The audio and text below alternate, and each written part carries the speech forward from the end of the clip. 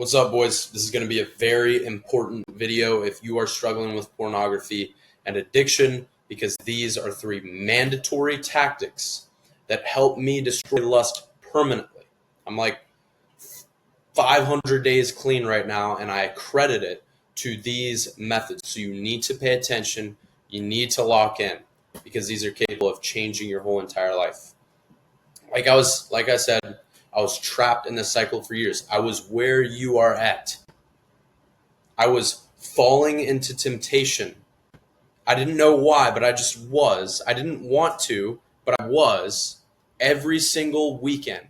Sometimes I would go 7 days straight. Sometimes I would get a streak going. I would fall again. It was brutal. And I was trapped for years. And what the enemy was doing to me that whole entire time was he was just making me ignorant of these escape plans, the biblical escape plans. And he just wanted to continue to let me rely on what I was already doing, because the definition of insanity is expecting change without change. So I wasn't changing what I was already doing. Therefore, my habits and my results of overcoming pornography were not going to change. So the real reason why you are still struggling right now is because you were doing it all wrong. You were doing it how I was before and how myself was trapped before. So if you can implement these ways and start doing them today, or next time that you come across temptation, you are going to be set free permanently from lust. So lock in, actually take notes. If you write it, you retain it. And these methods, like I said, will change your whole life. So before I get into it, I'm going to pray us out. And dear Heavenly Father, I just thank you for this viewer. Father, I pray that you would soften their heart and open their mind so that they could receive this word, that they could hear your Holy Spirit talking to them right now. Father, I pray that you would silence all distractions so that they would give you their full attention. Father, I also pray for myself as I'm handling your word, that I would take a stance of humility and that you would get me out of the way and speak directly to the viewer. Just use me as a vessel, Father. In Jesus' name, amen. All right. Let's get into it. The first method is the sword of the Spirit method. If you have your Bibles with you, open up to Ephesians 6. Start highlighting stuff, start writing stuff down, and this is where growth is found. So Ephesians 6, it talks about the armor of God, whatever that is. It says, be strong in the Lord and in strength of his might. Put on the whole armor of God, that you may be able to stand against the schemes of the devil. So it's a biblical principle. It's saying if you put on this armor of God, you're going to be able to resist temptation.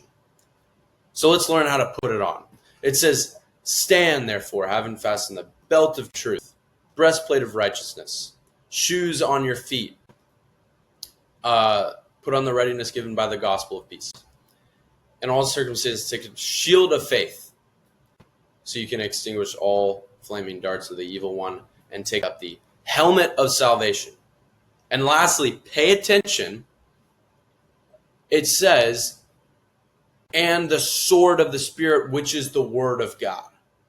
Now just take a second while I'm speaking here and try and decipher what the difference is between this one and the breastplate, the belt, shoes, the shield, the helmet. If you haven't figured it out already, well, I actually put it in a bullet point, so you probably have.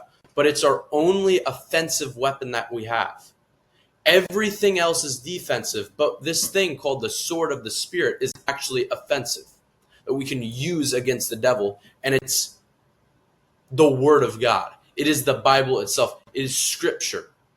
In Hebrews 4:12, it says the word of God is living and active. It's sharper than any two-edged sword. So again, it's comparing the word of God to a sword, piercing to the division of the soul and the spirit, joints and of marrow, and discerning the thoughts and intentions of the heart. So it's basically saying the word of God is so freaking sharp. And when you use it against the devil's schemes, you can cut right through his lies and be able to depict what the right route or the escape route is going to be for you during the time of temptation. So, how do we use this sword, this double-edged sword against temptation? In Psalms 119:11, it says, the psalmist says, I have stored up your word in my heart, that I may not sin against you. So what is the psalmist doing here? He has stored it. He has memorized the scripture in what I call battle scriptures. He has memorized these, so when temptation arises, so when the devil starts knocking at your door or presenting lies to your face to lead you down the wrong path, you have scripture, the sword of God in your heart that you can pull out, recite, and cut through because it is so freaking sharp.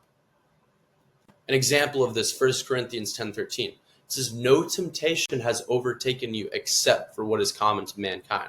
So like, let's say I was being tempted right now by the devil, right? It's late at night, I'm scrolling on my phone, and I have a strong urge to commit an act I shouldn't. I'm going to say 1 Corinthians 10:13. No temptation has overtaken me except what is common to mankind. What it's saying here is that you're not special.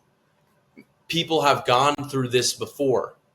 The devil has no new tricks. It also says that God is faithful. He's not going to let me be tempted beyond what I can bear. So there's a way out. There's a way out. This is what I'm saying when I'm reciting this battle scripture. There's a way out. And then it says, but when you are tempted, he will also provide a way out so that you can endure it. So I'm like, oh, let's go. God is not going to tempt me beyond what I can bear. So it's 100% possible that I make it out of this, no matter how doubtful the devil has brought me to be. But I can make it out of this, and there's a way somewhere in here, and I just have to pray about it and take that way. Simple as that, using the sword of the Spirit. Second method is what I call Jesus method. It is short, it's simple, it's sweet. In James 2, it says, the demons believe and they shudder at the name of Jesus Christ. So the demons are overpowered. They're terrified. They're petrified of the name Jesus. That's why we pray in Jesus' name. That's why you hear people say that. They say a prayer in Jesus' name. Amen. Because it's such a powerful, authoritative name that when you use it, it packs a punch against the demonic realm. So if you are in a state where you are extremely flustered by temptation, the devil has led you into a very deceived, very dark place, and you are on the brink of giving in, and you don't think you're even in a place where you can say a prayer or get up and read your Bible, start with this method. All you have to do is just spam Jesus, right? You close your eyes, turn off your phone, Jesus, Jesus, Jesus, Jesus. Keep saying Jesus. You really mean it. You're picturing Jesus in your brain. And therefore, the demons are going to scatter. They're going to flee.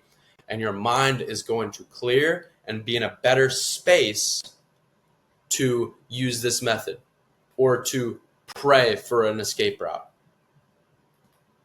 And then our last method here is Galatians 5:16, my favorite scripture in the Bible. It says, walk by the Spirit and you will not gratify the desires of the flesh.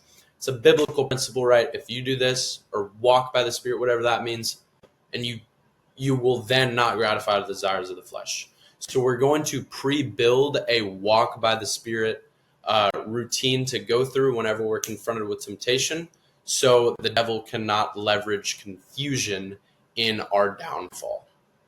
So an example would be, you get out a piece of paper, you think, and you're like, all right, what can I do? A 5-step routine that I can go through when temptation is knocking at my door.